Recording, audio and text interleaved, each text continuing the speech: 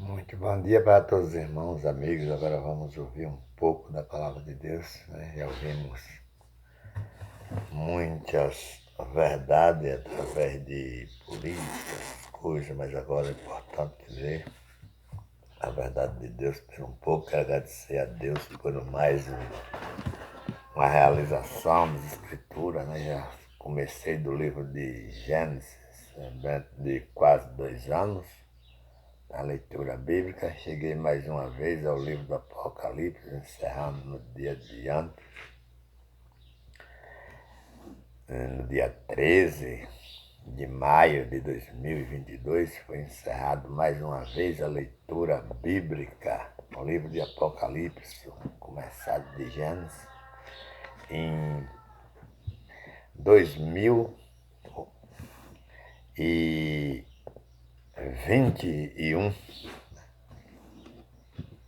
Em junho de 2021 comecei a leitura bíblica e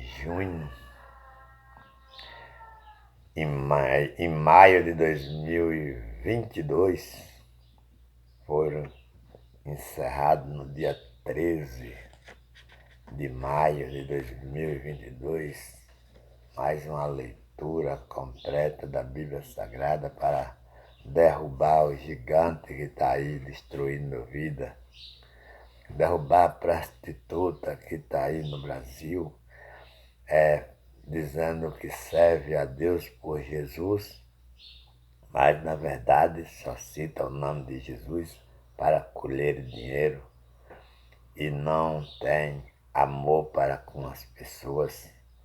Nosso município, Ribeiro do Amparo, tem um programa que até é Jesus, né? Cita Jesus no seu nome do seu programa, mas o foco é dízimo, o foco é oferta, o foco é a lei de Moisés e a palavra do Senhor, que permanece para todo sempre. Não, não nos leva a nos cobrar dízimo quando a palavra é Jesus.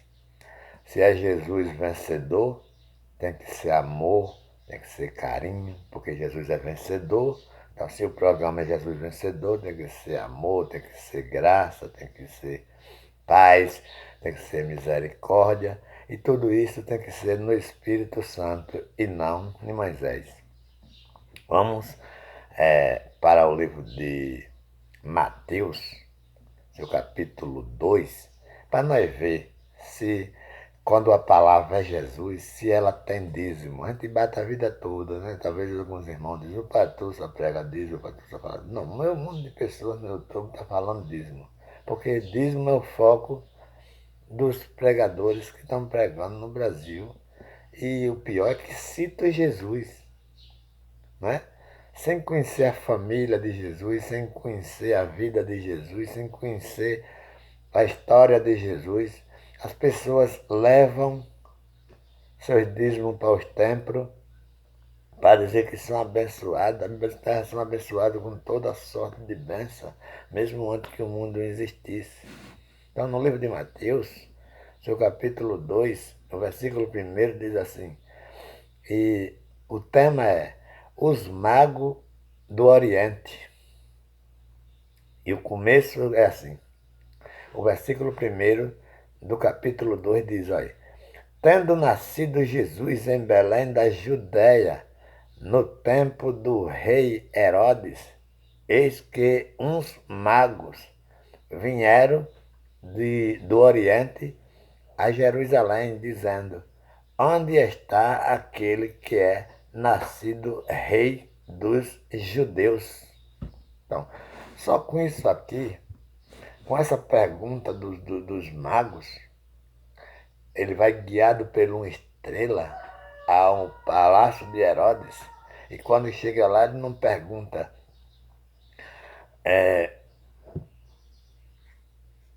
uma outra palavra senão essa. Ele vai à procura do rei dos judeus. Quer dizer, ele é nascido rei dos judeus. Então, como é que ele pode construir um templo e dizer trazer todos os dias para cada tesouro? Se ele fosse nascido rei dos Levíticos, porque lá no livro de Hebreus 7,5 diz que o filho de Levi recebe o sacerdócio, tem ordem segundo a lei de tomar o dízimo do povo, isso é de seus irmãos. Se ele tivesse nascido rei dos Levíticos, tudo bem.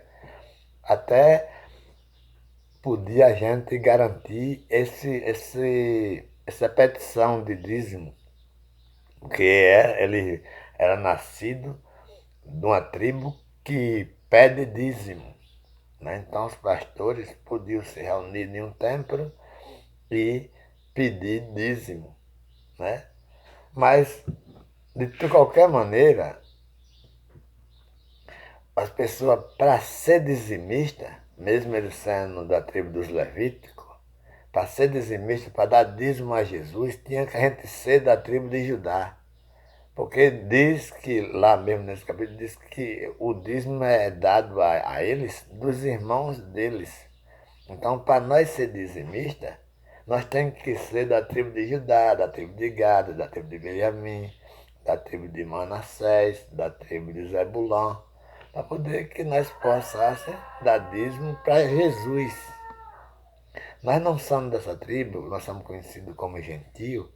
Mesmo Jesus sendo da tribo dos Levíticos, para pedir dízimo, para nós, sendo gentio, não tem nada a ver se ele é pedidor de dízimo ou se ele é dizimista. É uma parte que não nos coloca no meio, nem de uma maneira nem de outra. E os pessoais, por não conhecer família, por não conhecer nascimento, por não saber de onde Jesus vem, de quem é Jesus, leva-se a contribuir dinheiros em mão de cães gulosos que tem por aí, sem conhecer a família, né? Então a gente pode ver aqui que Jesus, ele não é pedidor de dízimo, ele é dizimista. E você vê que os dizimistas, nenhum deles pode construir templo e dizer trazer todos os dias do tesouro lá. Ninguém se levantou da tribo de Judá, nem da tribo de Benjamim, para construir templo e dizer trazer todos os dias do tesouro, para que haja mantimento na minha casa, porque só podia o filho de Levi, mesmo dentro da família. E nós somos fora da família, nós somos conhecidos como gentio. Gentio não pode ser, não tem nenhum mandamento, porque gentio não fazia parte dos 613 pontos da lei de Moisés, e a Bíblia diz que o gentio não tinha nem Deus no mundo. Deus estava no meio dos israelitas, comandando no meio dos israelitas, e não tinha este mandamento para os gentios. Os pastores brasileiros que estão pregando esse dízimo também estão batizando em água, que está escrito aqui em Mateus 3, né? Mateus 3 vai. Versículo 15 diz: Jesus, porém, recebendo, disse-lhes: deixai agora, porque assim nos convém cumprir toda a justiça. Aqui Jesus vem num debate de uma palavra já com os judeus. Sempre foi olhar mais para trás, ver o que ele está dizendo aqui.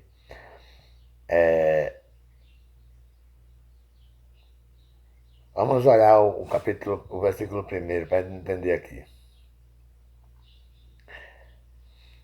E naqueles dias apareceu João Batista pregando no deserto da Judéia e dizendo: arrependei-vos, porque é chegado o reino dos céus, porque este é o anunciado pelo profeta Isaías.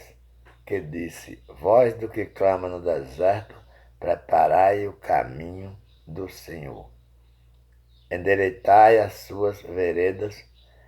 E este João tinha o seu vestido de pelos de camelo e um cinto de couro em torno de seus lombos, e alimentava-se de gafanhoto e de mel silvestres. Então ia ter com ele Jerusalém e toda a Judéia e toda a província adjacente ao Jordão, e era por ele batizados no rio Jordão, confessando os seus pecados. E vendo ele muitos dos fariseus e dos saduceus que vinham ao seu batismo, dizia: Raça de víbora, quem vos ensinou a fugir da ira futura? Produzi, pois, frutos dignos de arrependimento, e não presumas de vós mesmo, dizendo: Temos por pai Abraão, porque eu vos digo que mesmo destas pedras Deus pode suscitar filhos a Abraão. E também agora está posto o machado à raiz das árvores. Toda árvore que, pois que não produz bons frutos, é cortada e lançada no fogo. E eu, em verdade, vos batizo com água para o arrependimento, mas aquele que vem após mim é mais poderoso do que eu, cujo alparcas não sou digno de levar. Ele vos batizará com Espírito Santo e com fogo. Pronto, é o versículo 11, né? Que eu queria achar aqui.